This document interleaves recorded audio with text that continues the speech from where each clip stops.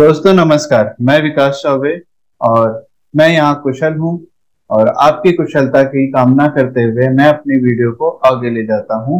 और देखिए दोस्तों, दिल्ली में जो बाढ़ आई वहां पर ये बुराड़ी की स्थिति है, बुराड़ी कुश्ते की स्थिति है। किस तरीके से पानी भरा हुआ है खेतों में, कितनी फसल खराब हुई, ये परमानंद हॉस्पिटल की स्थिति है।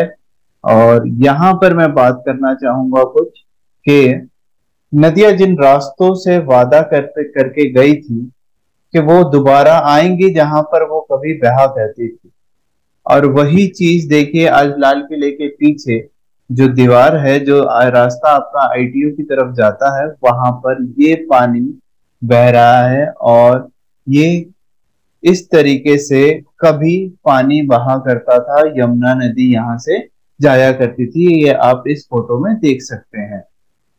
तो दोस्तों, इतनी बाढ़ का कारण क्या है? क्यों ये बाढ़ आ रही है? कैसे इतना वाटर लॉजिंग हो गया? कैसे इतना पानी इकट्ठा हो गया? क्यों नालों ने बैक मारा? आप हकीकत नगर में देख लेंगे या फिर आप बुराड़ी के नालों में देख लेंगे। तो ये सब क्या कारण है, इसको हम थोड़ा डिटेल में समझते हैं अपनी आगे की वीडियो में। तो दोस्तों, ये हमारा भारत देश है जहां पर यमुना जी उत्तराखंड से होकर थोड़ा पार्ट हिमाचल और पंजाब और हरियाणा से होते हुए दिल्ली आती है, और दिल्ली से उत्तर प्रदेश जाती है, आगरा से होते हुए प्रयागराज में ये गंगा जी से मिल जाती है। तो ये एक रोड मैप है यमुना जी का। तो आगे हम बात करें कि यमुना जी का लेवल, दोस्तों 1978 में बाढ़ आई थी। यमुना जी का लेवल तब 207.49 था, जिसने आज 2023 में 45 साल का ये रिकॉर्ड तोड़ दिया गया। 2023 में ये लेवल बढ़कर 208.61 अभी तक यमुना का ऑल टाइम हाई लेवल ये बन गया है। आगे बात करें दोस्तों, तो 1978 में जो बाढ़ आई थी, देखिए ये एक रिपोर्टिंग इंडियन एक्सप्रेस के न्यूज़पेपर से एक फोटो है जहां पर दिल्ली के फ्लड के बारे में एक न्यूज दे रखी है कि नॉर्थ और ईस्ट के कुछ ज्यादातर इलाकों में पानी बढ़ गया है।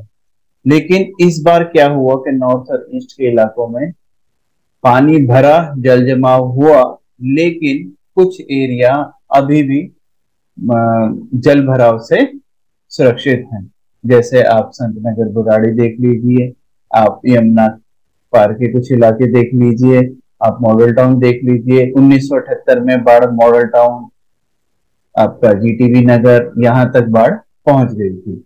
लेकिन जो बात है कि 1978 के बाढ़ के बाद 1979 में पुश्ता रोड बन गई यमुना जी के दोनों साइड, जिससे कि दिल्ली के इलाकों में बाढ़ का पानी ना आ सके। इस वजह से यमुना जी के दोनों ही साइड पुश्ता बन गया, पुश्ता रोड बन गई। तो दोस्तों, मैं यहाँ पर आपको समझाना चाहूंगा कि हथनी कुंड बैराज में इतना पानी कैसे जमा हुआ, जो उन्हें दिल्ली की तरफ इतनी जल्दी बहाव फैलाना पड़ा।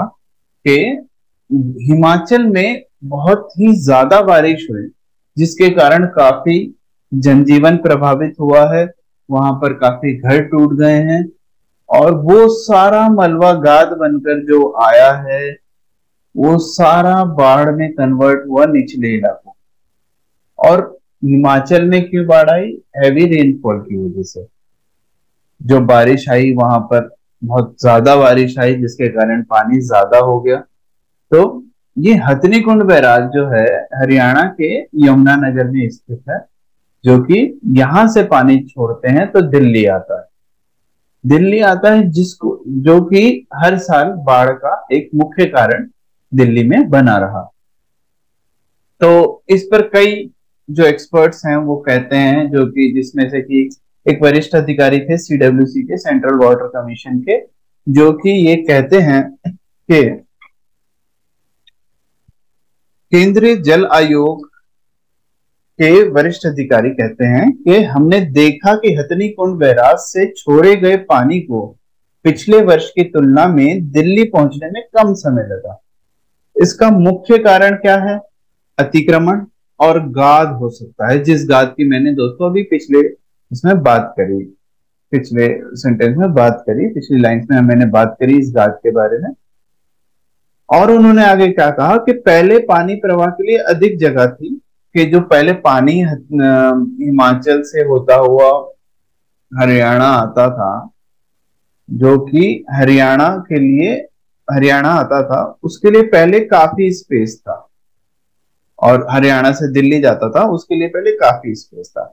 अब ये एक संकुचित क्रॉस सेक्शन से होकर गुजरती है, यानी काफी बीच में अतिक्रमण हो गया है, गाद हो गया है, चट्टाने, रेतीली चट्टाने क्रिएट हो गई हैं, जिसके कारण उसके कारण क्या हो गया है, यहाँ पर पानी जो है कई इलाकों में भी गया, जैसे अम्बाला पूरा बाढ़ से भरा हुआ था, आपने देखी होगी न्यूज पर ये चीजें।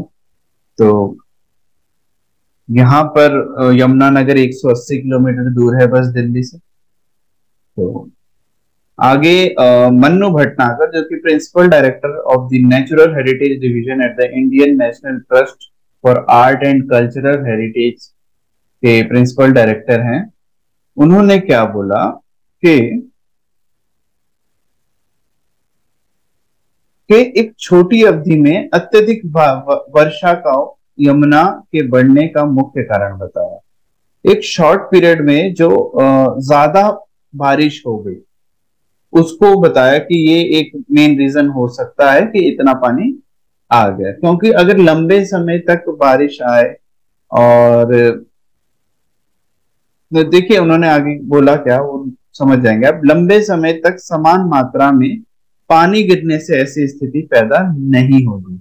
अगर बहुत लंबे समय तक एक समान मात्रा में पानी गिरे तो ऐसी स्थिति पैदा नहीं होती, क्योंकि वो पानी को जाने के लिए थोड़ा टाइम मिल जाता है।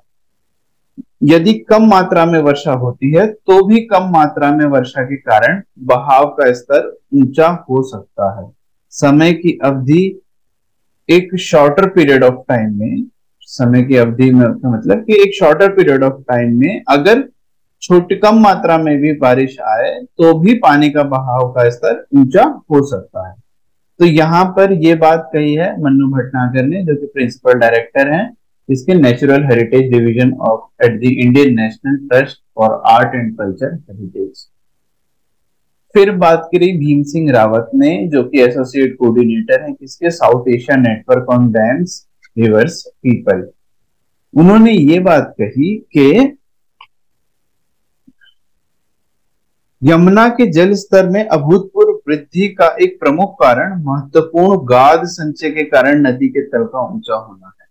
जो गाद नीचे जमा होगी उससे वाटर का लेवल और ऊंचा हो गया है, जो कि पीछे से हिमाचल में जो भूस्खलन हुआ, जो लैंडस्लाइड हुई, जो घर बह कर आए, वो गाद के रूप में बन गई है नीचे, जो रेतीले पहाड़ बन गए हैं नीचे। उन्होंने समाचार एजेंसी पीटीआई को यही बात बताई कि वजीराबाद से ओखला तक 22 किलोमीटर की नदी के भीतर 20 से अधिक पुल प्रवाह को बाधित करते हैं। 20 से अधिक पुल 22 किलोमीटर के अंदर है, वजीराबाद से ओखला तक, जिससे नदी के तल में गाद जमा हो जाती है। ऑब्वियस सी बात है, इतने पुल हैं तो। और कई मध्य धारा रेतीली चट्टानों का निर्माण कर देती हैं। तो दोस्तों, दिल्ली में आजकल बहुत हालात खराब हैं, और आप देख ही सकते हैं किस तरीके की हकीकत नगर में नावें चली हैं। आपका परमानेंट हॉस्पिटल में पानी आ गया है, सिविल लाइन जो कि बहुत पॉश इलाका माना जाता है, और ये कहा जाता है कि वो अरावली हिल्स पर बना है, यानी ऊंचाई पर बना है, वहां पर भी पानी आ गया है। सीएम अरविंद केजरीवाल के ऑफिस तक पानी चला गया। यहाँ पर आपका बुराड़ी में या यमुना पार के जो इलाके हैं, उनके जो खेत थे, उनकी जो फसलें थी, वो बर्बाद हुई हैं। जो लोग नदियों के किनारे रहते थे उनको माइग्रेट होकर हाईवे पर आना पड़ा। तो ये सारी बातें चिंताजनक हैं, जो कि हमें सोचनी चाहिए, जिसमें सरकार तो इग्नोर करती ही करती है कि हाँ भी बाढ़ आ जाएगी तो हम क्या करें। लेकिन पब्लिक भी इग्नोर करती है उन चीजों को, कि वो वहां जाकर अपना रेजिडेंट बनाते हैं। और जिस तरीके से प्लानिंग हुई है दिल्ली में, जिस तरीके से प्लॉट कटिंग हुई है यमुना नदी के आसपास के, वहां पर कुछ भी बना दिया जाता है, वो भी चीजें ठीक नहीं है, क्योंकि पानी तो अपना रास्ता लेगा ही लेगा। वो नेचर, प्रकृति तो वहां आएगी ही आएगी जहां वो पहले आया करती थी।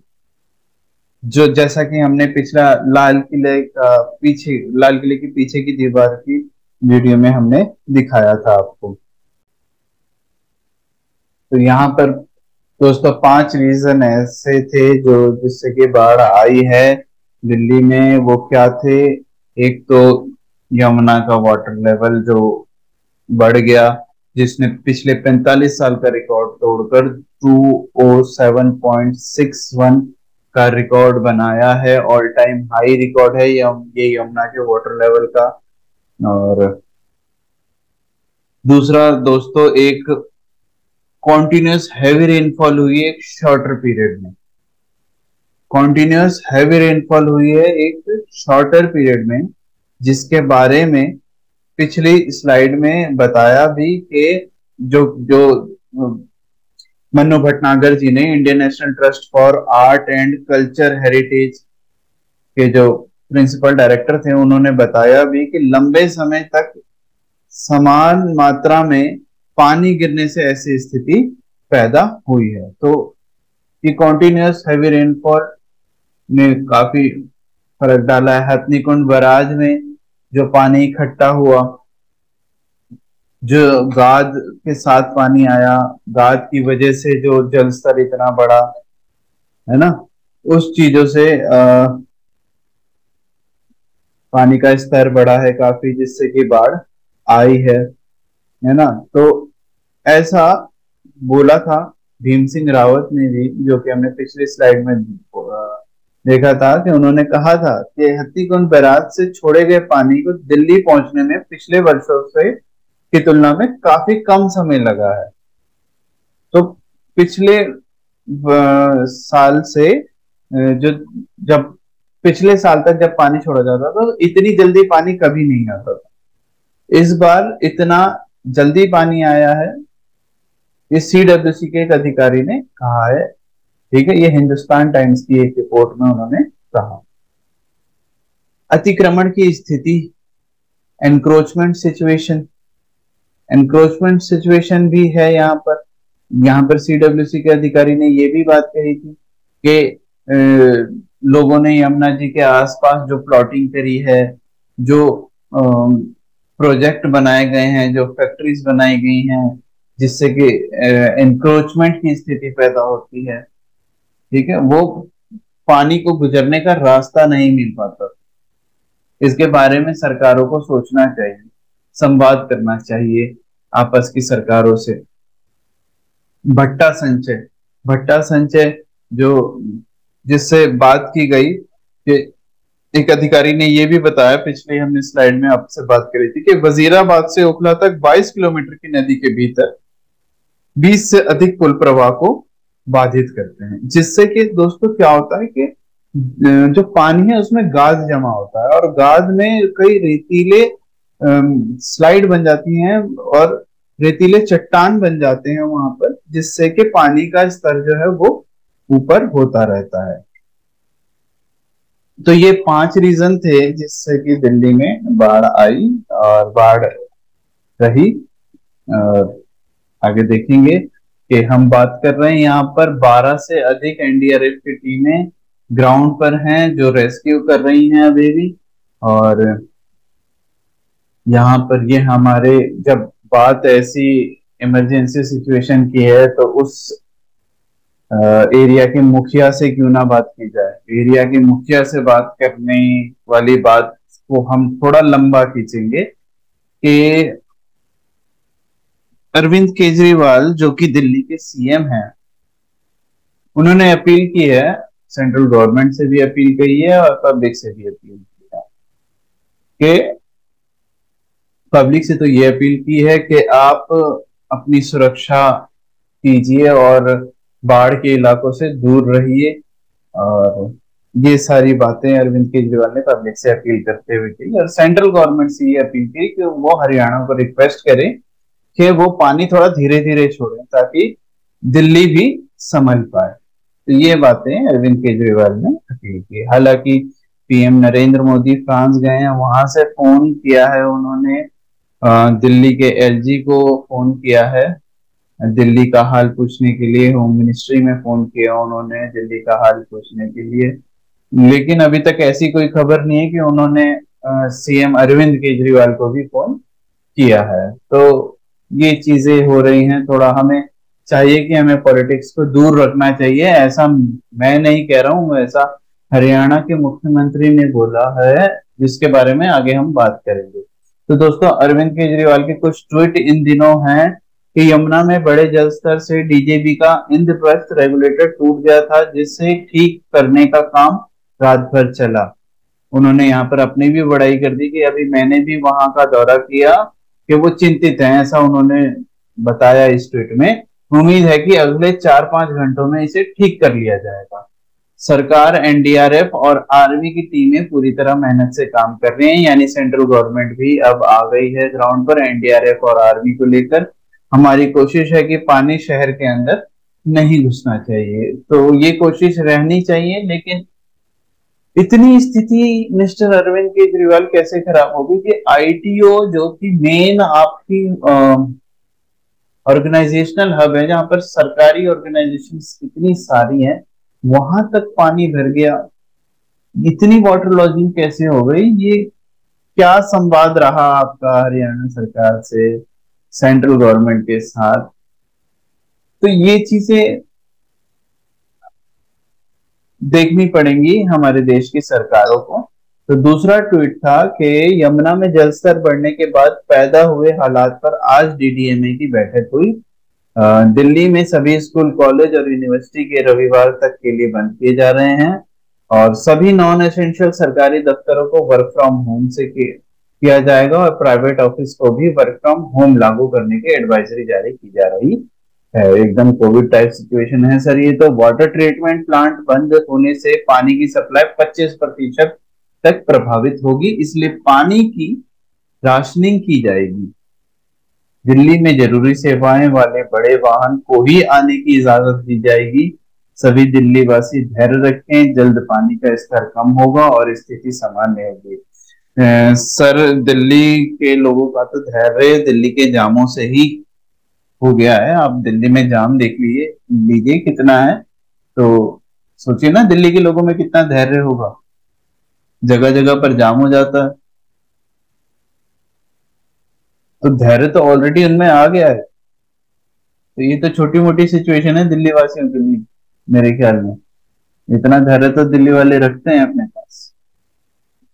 लेकिन आप इस समस्या से कब निजात दिलाएंगे हमें, ये भी तो देखने वाली बात है। आपने ग्राउंड लेवल पर आकर आपने काम कर रहे हैं, आप हर चीज में काम कर रहे हैं, आप स्कूल्स बनवा रहे हैं, आप हॉस्पिटल्स बनवा रहे हैं, जिसकी बढ़ाई हो भी रही है। लेकिन सर, ये छोटी छोटी छोटी समस्याएं नहीं है कि बाढ़ आ जाती है और आईटीयू में वाटर लॉजिंग इतना हो जाता है और आपका मिंटो रोड वाला पुल एकदम भर जाता है। ये सारी चीजें आपको देखनी पड़ेंगी एज अ सरकार। मैं आपसे यही दरख्वास्त करूंगा। फिर जो आखिरी ट्वीट था उनका वो ये था, यमुना में बढ़ते जल स्तर की वजह से वजीराबाद, चंद्रावल और ओखला वाटर ट्रीटमेंट प्लांट बंद करने पड़ रहे हैं, तो मीठा पानी नहीं आ पाएगा। ये कहने का मतलब था केजरीवाल साहब का। इस वजह से दिल्ली के कुछ इलाकों में पानी की परेशानी होगी। जैसा मैंने कहा, जैसे ही यमुना का पानी कम होगा, इन्हें जल्दी से जल्दी चालू करने की कोशिश करेंगे। तो दोस्तों, मीठा पानी नहीं आ रहा होगा मोस्ट ऑफ दी घरों में। आप देख लीजिए, वाटर लॉजिंग हुई, जिससे समस्या सरकार को भी हुई। Even though Arvind Kejriwal sir के भी घर में पानी चला गया है, ऑफिस में पानी चला गया है, उनके इलाके में पानी चला गया है, सिविल लाइन्स जहाँ पर वो रहते हैं, जहाँ पर सिविल लाइन्स में बहुत सारे एलजी का भी घर है, बहुत सारे दिल्ली के मिनिस्टर्स का भी घर है, और बहुत बड़े बड़े अमीर लोग भी वहां पर रहते हैं, वहां भी पानी आ गया है। आप जरा एक बार सोचिए, जो तिब्बतन मार्केट है, मजनू का टीला है, जहां पर इतने सारे बिजनेसेस खुले हुए हैं, ऊपर कैफे खुले हुए हैं, वहां के हालात कैसे हो रखे हैं।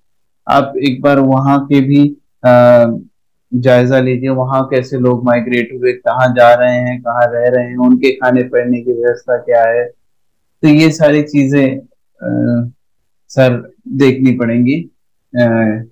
एज अ गवर्नमेंट ये मेरी आपसे, एज अ पब्लिक ये मेरी आपसे अपील है।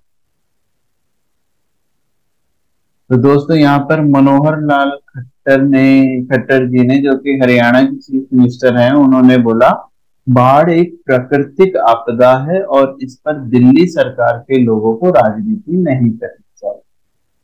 तो दोस्तों, दिल्ली सरकार ने राजनीति की कि उन्होंने अपील की सेंट्रल गवर्नमेंट से कि हरियाणा से रिक्वेस्ट कीजिए कि वो पानी धीरे धीरे छोड़े। ऑब्वियस सी बात है कि हरियाणा पानी छोड़ेगा ही छोड़ेगा, क्योंकि उन्हें भी अपने लोगों की चिंता है।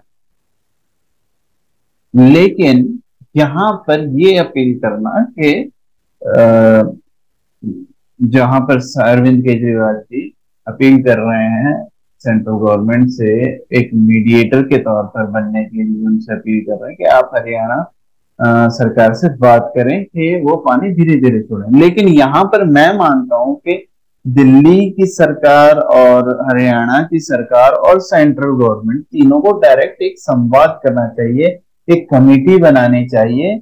ऐसे ऐसे टाइम पर एक इमरजेंसी कमेटी बनानी चाहिए, जो कि तीनों स्टेट पर, तीनों ही जगह पर, जो जहां जहां बाढ़ आ रही है और जिस जिस वजह से बाढ़ आ रही है, उनके लिए सुधार कार्य करें। वो कमेटी वो सुझाव दें वहां पर कि हाँ भाई, ऐसे काम होना चाहिए ताकि बाढ़ का पानी से जनजीवन प्रभावित ना हो।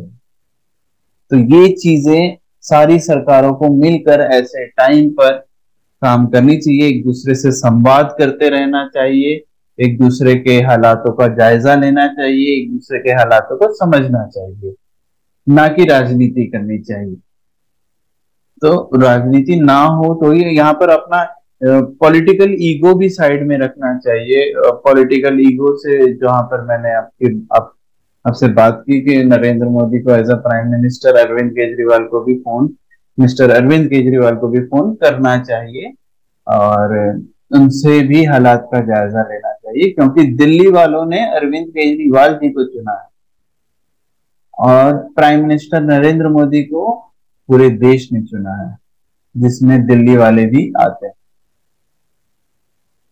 तो यहाँ पर थोड़ा पॉलिटिकल ईगो अपना साइड में रखना चाहिए। मैंने देखा कि आपदा आती है, राजनीति होती है, उसके कुछ कारण होते हैं जिन पर राजनीति होती है, अपोजिशन कुछ सवाल उठाता है और जो रूलिंग पार्टी है वो कुछ जवाब देती है, और रूलिंग पार्टी ये दिखाती है कि हम काम कर रहे हैं। लेकिन काम ये पहले क्यों नहीं हुआ, ये बातें जनता को सोचनी चाहिए, ये जनता को सवाल उठाने चाहिए कि ये जो काम, ऐसे काम जो हो सकते थे, प्रिवेंटिव जो मेजर लिए जा सकते हैं बाढ़ के लिए, वो क्यों नहीं लिए गए। तो ये सवाल जनता अपनी सरकारों से पूछ सकती हैं, चाहे वो हरियाणा हो, चाहे वो दिल्ली हो, चाहे वो यूपी हो, यूपी का नोएडा हो, या यूपी का आपका, मैंने सुना कि एक जगह यूपी में गुरु सहायगंज टुंडवा बुजुर्गपुर गांव कन्नौज हाईवे पर पानी 4 फीट तक भर गया, जहां के लोगों ने वहां पर उसको स्विमिंग पूल बना दिया। ऐसी एक वीडियो आ रही थी। तो फरुखाबाद में पानी का लेवल बढ़ गया है, नोएडा में भी कई जगह वाटर लॉजिंग हुई है। तो ये चीजें, ये प्रिवेंटिव मेजर हमारी सरकारें क्यों नहीं लेती, ताकि जो वाटर लॉजिंग है, जो बाढ़ की समस्याएं हैं, जहां पर पानी रेजिडेंशियल एरिया में आ जाता है उससे लोगों को बचाया जा सके। ये सारे मेजर्स क्यों नहीं लिए जाते? जो बाढ़ आने पर जब आपदा आ जाती है तब आप एनडीआरएफ के साथ जाकर दौरा करते हैं, अपने ऑफिसर्स के साथ जाकर दौरा करते हैं और आप ये दिखाते हैं कि आप कंसर्न है। ये चीजें पहले ही होनी चाहिए। प्रिवेंटिव मेजर क्यों नहीं लिया करते हैं? कोविड में भी यही गलती की थी और हर आपदा में हम यही गलती करते हैं कि प्रिवेंटिव मेजर नहीं लिया है। क्योंकि पानी तो अपना रास्ता ढूंढेगा, बारिश तेज होगी, बाढ़ आई। तो दोस्तों इसी के साथ मैं अपनी वीडियो खत्म करता हूँ। आशा करता हूँ कि आपको मेरी वीडियो पसंद आई हो और इसी तरीके से हमारा सपोर्ट करते रहिए। हमारी वीडियोस को लाइक कीजिए, सब्सक्राइब कीजिए, कमेंट कीजिए, क्योंकि ये वीडियोस बनाने के लिए हम बहुत मेहनत करते हैं आपके पास एक प्रोडक्टिव इंफॉर्मेशन ला सकें। और तो दोस्तों इसी के साथ मैं आपसे विदा लेता हूँ। नमस्कार।